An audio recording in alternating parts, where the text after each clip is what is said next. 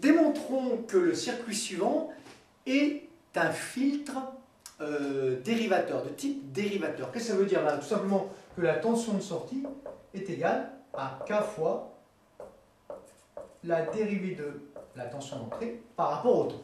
Bon, pour faire ceci, qu'est-ce qu'il faut faire? Eh bien, il faut exprimer la tension de sortie en fonction de la tension d'entrée. Nous avons ici un montage de type diviseur de tension. Donc, que vaut S, tension de sortie? S égale quoi? ZL sur quoi? ZR plus ZL fois la tension d'entrée. Tout ceci, nombre complexe, évidemment. Que vaut S par conséquent?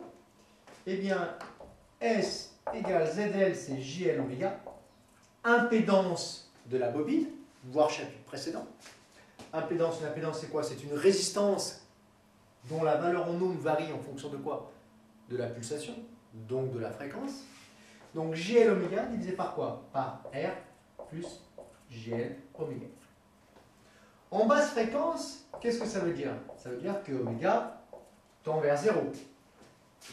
Si oméga tend vers 0, eh bien on a R qui est très très grand devant JL oméga. Que devient, hop là j'ai oublié le, que devient maintenant la valeur de S? Eh bien S égale quoi? S égale JL oméga divisé par quoi? Divisé par R fois E. Nous avons R qui est très très grand devant JL oméga, donc au dénominateur nous n'avons plus que R. Ce qui nous donne donc que S bar égale L sur R fois J oméga E bar. Alors pourquoi on dit que c'est un filtre dérivateur? Eh bien, si nous dérivons E par rapport au temps, nous dérivons quoi par rapport au temps? L'amplitude EM de la tension d'entrée fois E puissance J oméga T plus phi. EM est une constante, on peut la sortir de la dérivée. Donc la dérivée de E vaut quoi? EM fois la dérivée par rapport au temps de E puissance J oméga T plus phi. Et bien ça nous donne quoi? Ça nous donne J oméga fois E puissance J oméga T plus phi. Nous retrouvons ici EM, E puissance J oméga T plus phi. Donc la dérivée de E par rapport au temps, c'est tout simplement égal à quoi? J oméga fois, et bien on retrouve E. Et J oméga fois E, il est où? Il est là. Donc ça nous donne S égale L sur R fois, eh bien tout simplement, la dérivée de E par rapport au temps. C'est-à-dire K fois la dérivée de E par rapport au temps.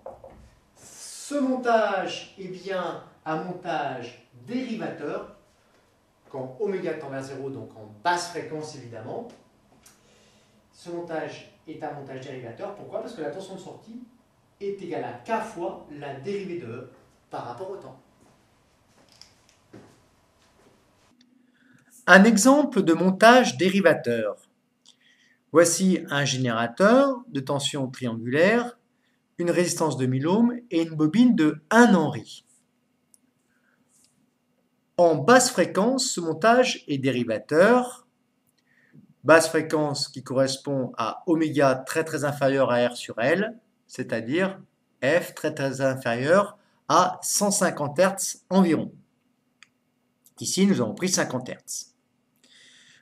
Nous voyons que la tension d'entrée est une tension ici triangulaire et la tension de sortie est une tension carrée. Cette tension de sortie est bien la dérivée de la tension d'entrée. Pourquoi? Eh bien, parce qu'ici, la dérivée d'une pente constante, eh bien, c'est une constante.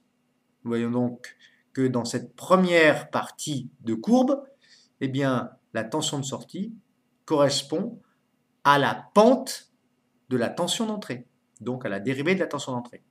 Même chose Dans cette portion-là, la pente est négative et elle est constante, donc la tension de sortie a une valeur constante et négative.